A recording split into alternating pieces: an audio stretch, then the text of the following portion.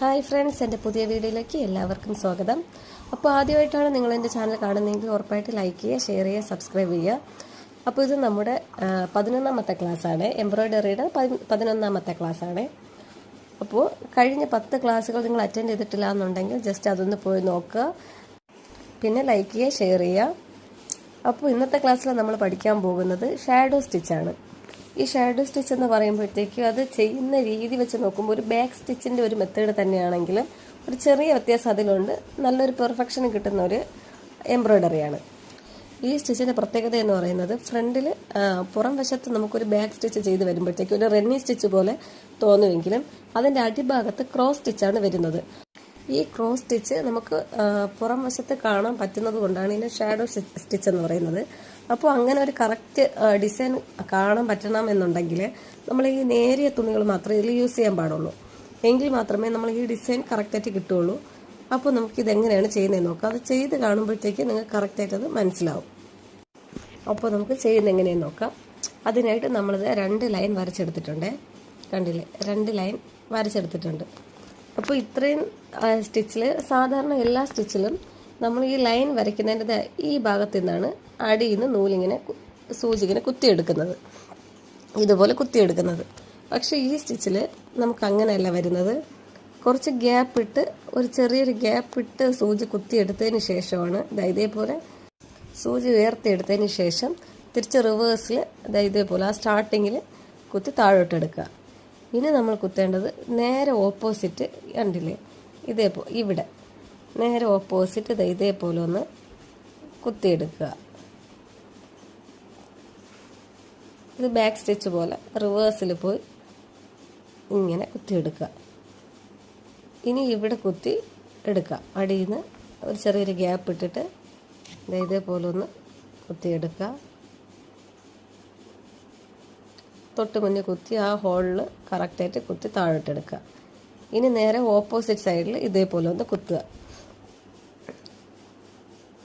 ഗ്യാപ്പെല്ലാം equal ആയിരിക്കണം. ഇതേപോലെ ഒന്ന് കുത്തിയെടുക്കുക. അതിൽ ഇതേപോലെ തൊട്ട് മുന്നേ കുത്തിയതിൽ കൂടെ ഇങ്ങനെ ഇറക്കിയെടുക്കുക. വീണ്ടും അതുപോലെ ഒന്ന് ഗ്യാപ്പ് ഇട്ടെടുക്കുക. തൊട്ട് മുന്നേ കുത്തിയ ഹോളിൽ കൂടെ താഴെ എടുക്കുക. വീണ്ടും ഓപ്പോസിറ്റ് സൈഡ് പോവുക. അവിടെയും ഗ്യാപ്പ് ഇട്ട് കുത്തുക. തിരിച്ച് റിവേഴ്സിൽ പോയി താഴോട്ടെടുക്കുക.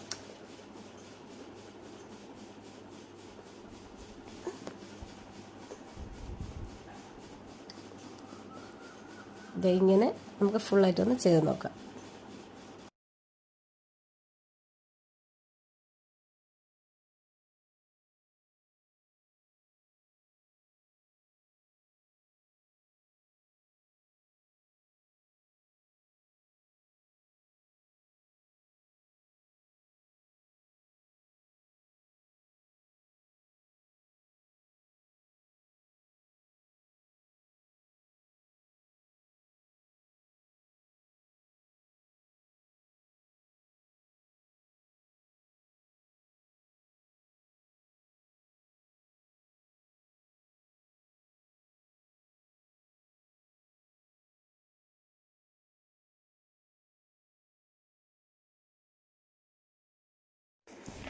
ഇനി ഇതുപോലെ ഒന്ന് സ്റ്റിച്ച് ചെയ്തതിന് ശേഷം നമുക്ക് അടിഭാഗം എങ്ങനെയാണെന്ന് നോക്കാം. കണ്ടില്ലേ, ഒരു ക്രോസ് മോഡൽ കിട്ടിയത് കണ്ടോ? ഇതുപോലെയാണ് നമുക്ക് ബാക്ക് കിട്ടുന്നത്. ബാക്കിൽ നമുക്ക് ഇങ്ങനെ ക്രോസ് ആയിട്ട് കിട്ടും. അപ്പോൾ ഈ ക്രോസ് നമുക്കിതിൽ നിഴൽ പോലെ നമുക്ക് കാണാൻ പറ്റും. കണ്ടില്ലേ, ക്യാമറയിൽ അത്ര വ്യക്തമായിട്ട് കാണുന്നില്ല. കറക്റ്റ് നമ്മൾ നേരിട്ട് നോക്കുമ്പോഴത്തേക്ക് കറക്റ്റായിട്ട് കണ്ടില്ലേ, ഒരു ഷാഡോ പോലെ നമുക്കത് കാണാൻ പറ്റും. കണ്ടോ? അപ്പോൾ അതുകൊണ്ടാണ് ഇതിന് ഷാഡോ സ്റ്റിച്ച് എന്ന് പറയുന്നത്. അപ്പോൾ നമുക്കിനി ഈ ഡിസൈൻ വെച്ച് ഈ സ്റ്റിച്ച് വെച്ച് ഒരു ഡിസൈൻ ചെയ്യുന്ന എങ്ങനെ നോക്കാം. അതിനായിട്ട് ഞാൻ എടുത്തിട്ടുള്ള പിക്ചർ ഈ പിക്ചറാണ്. ഇതാണ് ഞാൻ എടുത്തിട്ടുള്ളത്.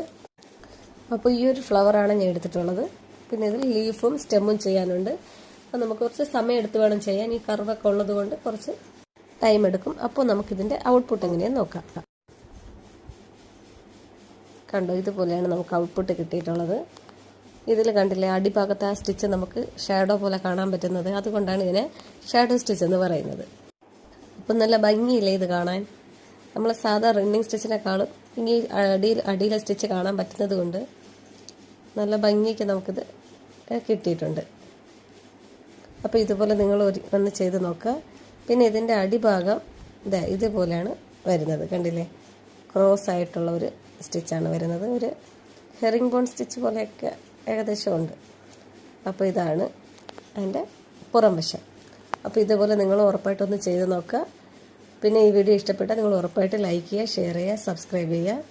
അപ്പോൾ നമുക്ക് അടുത്ത വീഡിയോ ആയിട്ട് കാണുന്നവരേക്കും ടാറ്റാ.